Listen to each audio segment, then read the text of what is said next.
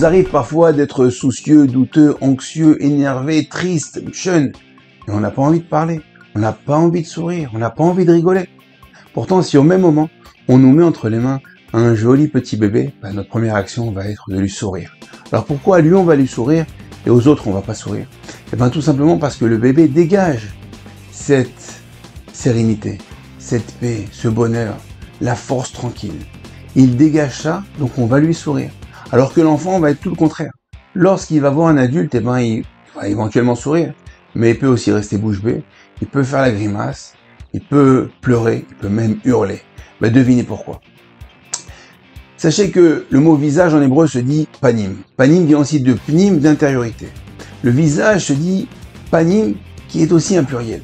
Parce qu'en fin de compte, la panim, le visage, est le tableau d'affichage de ce qu'on a à l'intérieur, de ce qu'on va, en fin de compte, on va afficher toute notre intériorité.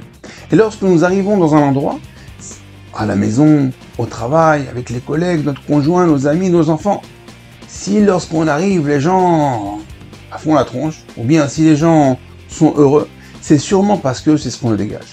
Et en fin de compte, pour comprendre ce qui se passe autour de nous, on doit apprendre à se regarder avec le regard des autres, pour comprendre en fin de compte l'image que l'on reflète.